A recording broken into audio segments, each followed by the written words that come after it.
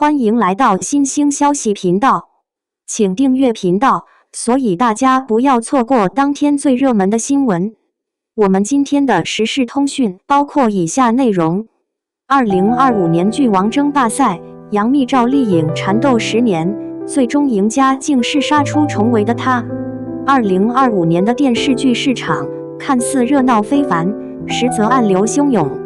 楊冪、趙麗穎這對內娛最具代表性的10年宿敵，從古偶年代一路殺到現實題材，從流量時代熬到口碑焦慮期，他們之間的較量早已超越了單部作品的輸贏，而是一場關於時代紅利、觀眾審美與行業方向的長期博弈。然而，就在所有人以為這場劇王之爭仍將在兩位85花之間反覆拉鋸時，2025年卻突然殺出了一匹黑馬。趙露思與許我耀眼幾乎以一種掀桌式的姿態打亂了整個市場秩序。這不是一次偶然的爆款，而是一場精準踩中時代情緒的行業事件。數據只是表象，真正的較量藏在結構裡。如果只看表面數據，2024到2025年的戰況看似勢均力敵。趙麗穎憑借《風吹半夏》拿下近1000億播放量，完成了從古偶女王到現實題材中堅力量的關鍵轉身。楊冪則用《生萬物》強勢切入年代劇賽道，開播3天播放量破5000萬，試圖以題材升級對沖流量疲態。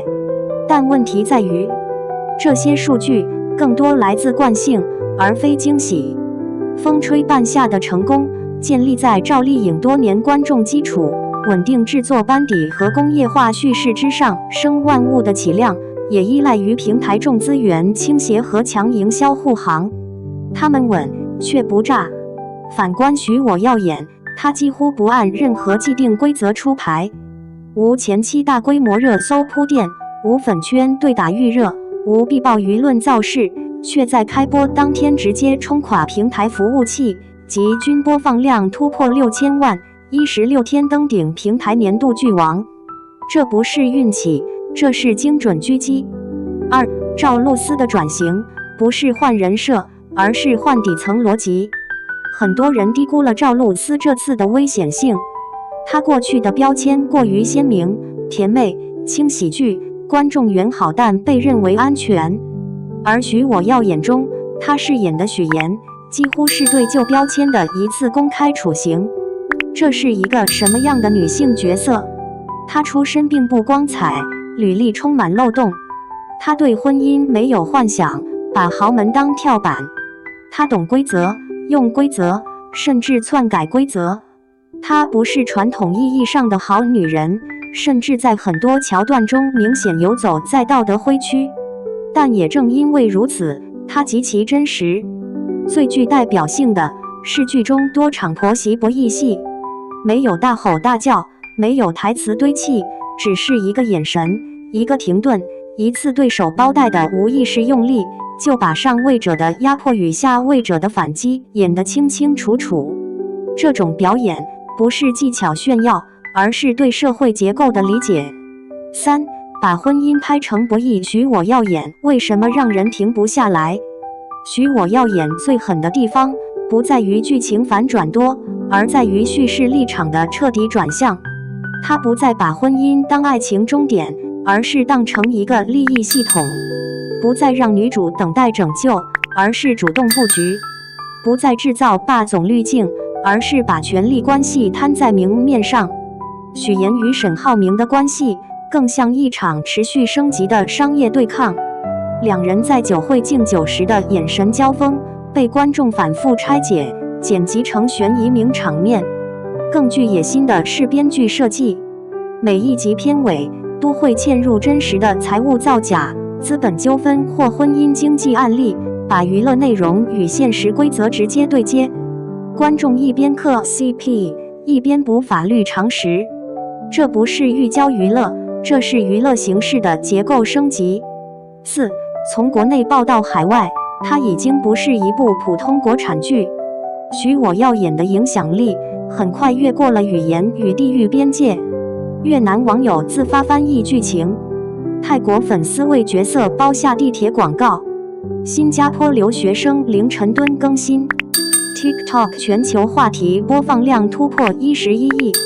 西班牙網友甚至將許言式語錄製作成文化符號，傳播到完全不同的語境中。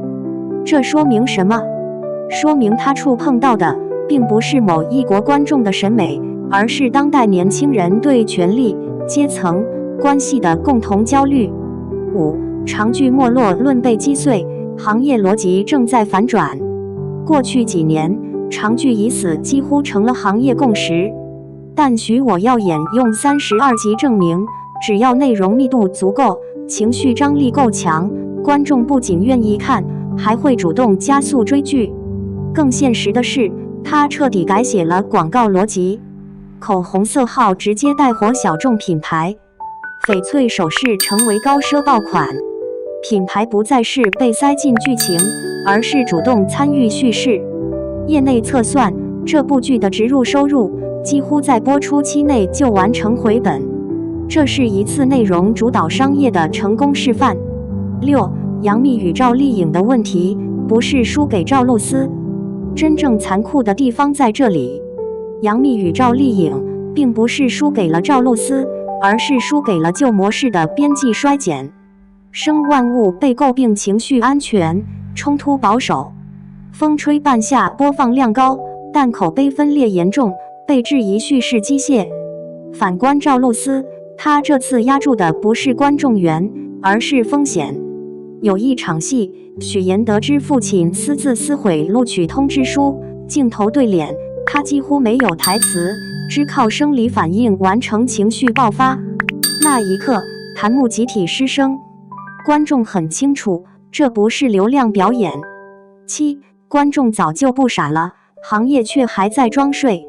許我要演的成功是一次集體選擇，觀眾不要被包裝的完美女性，不要懸浮的霸總救贖，不要廉價的情緒操控，他們要的是真實的人性掙扎，勢均力敵的博弈，被看見的野心。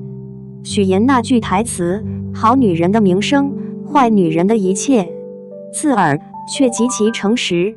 結語：輸贏不重要，重要的是時代已經換擋。楊冪與趙麗穎纏鬥10年，他們沒有失敗，真正結束的是一個靠慣性就能贏的時代。許我要演的出現，證明了一件事：在今天的市場，真正的頂流是敢把真實攤開給人看的勇氣。掀桌子，重開局，這是2025年留給所有創作者的唯一選項。